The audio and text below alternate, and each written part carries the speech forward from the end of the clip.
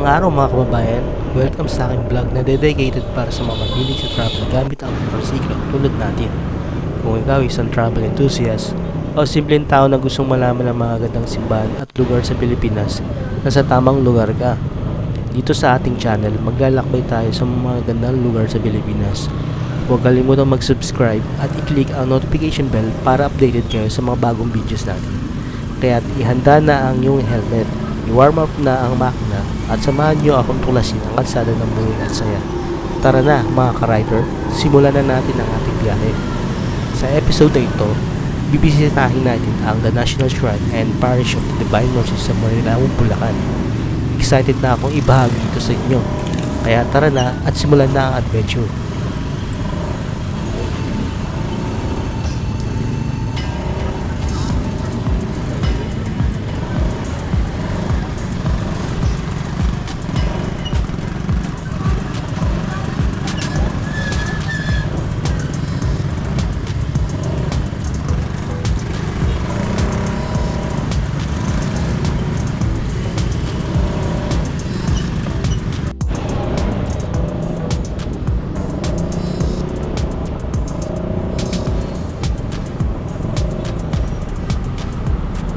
Parang ito yung napanood natin vlog na dumaan siya ng shortcut.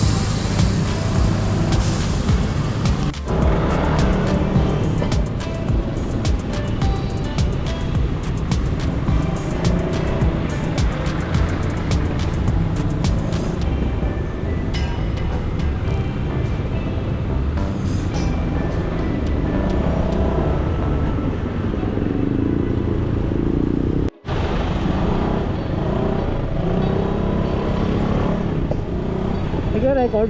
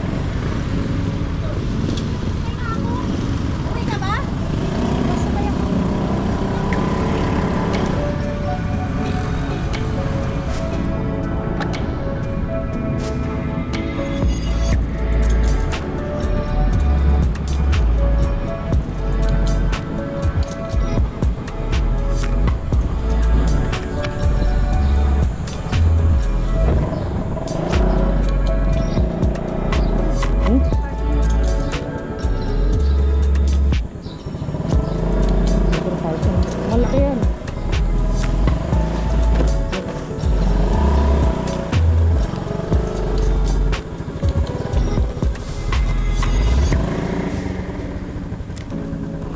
Yun.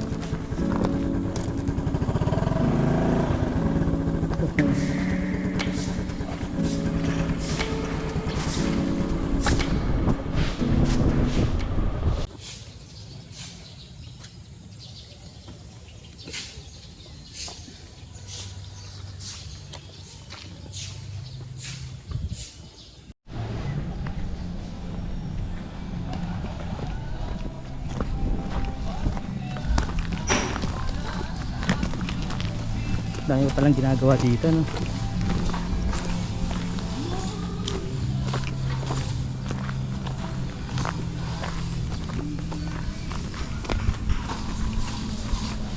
Oh, ito nga yan.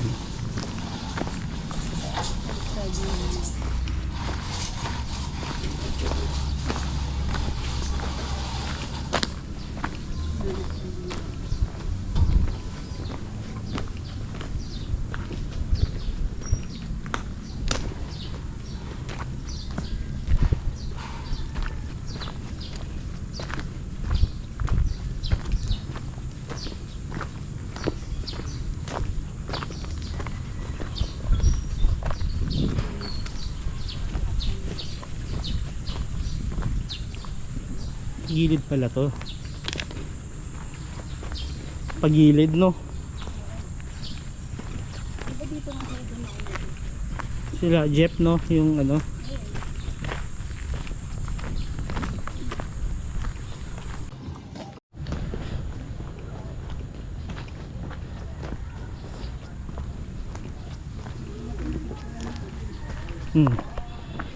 Hindi na tayo.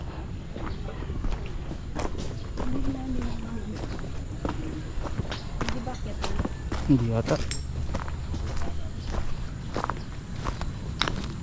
Laki na, ah.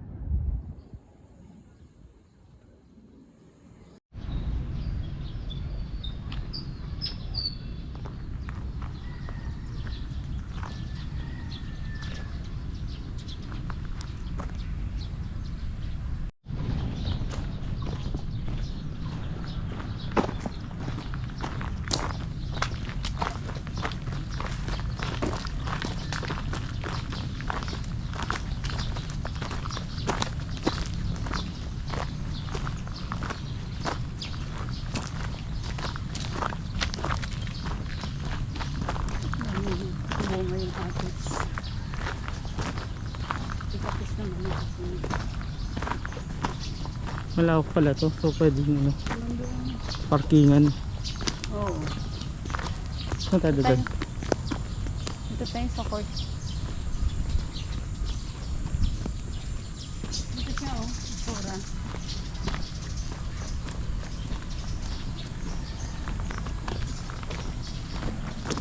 Yan siya.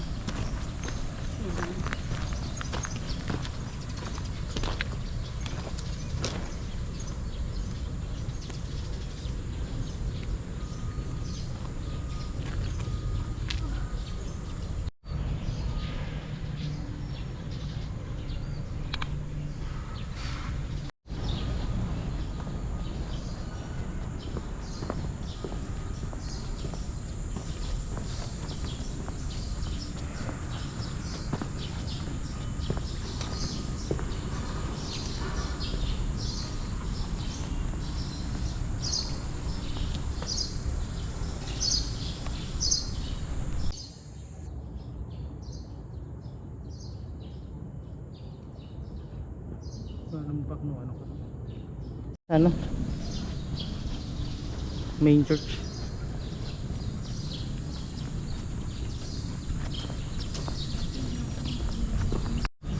Huwag mo nang bilhin yan. Picturean ko lang, hindi ko bibigyan.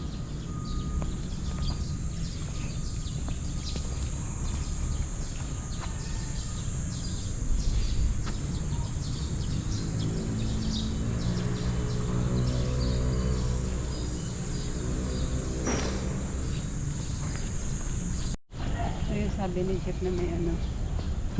Yung sa may CR. Bukod pala sa CR.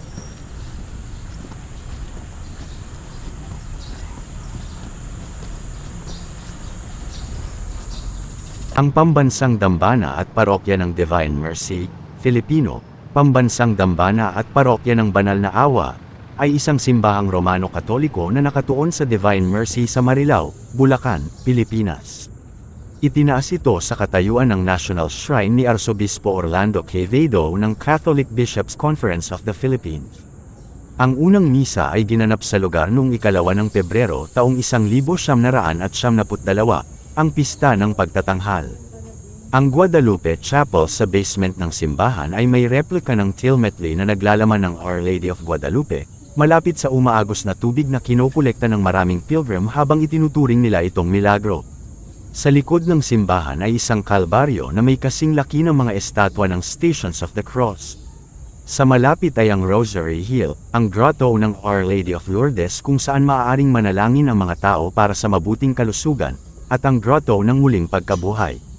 Ang St. Faustina Hall ay isang auditorium kung saan idinaraos din ang mga misa upang matugunan ang anumang pag-apaw ng mga peregrino sa pangunahing simbahan. Ang Little Poland Museum ay may mga replika ng bahay at basement kung saan nanirahan si Pope St. John Paul II, ang Vilnius Convent Chapel kung saan nagkaroon ng pangitain si Faustina Kowalska tungkol sa Divine Mercy, at ang selda ng kulungan ng Auschwitz kung saan pinatay si St. Maximilian Kolbe noong 1941.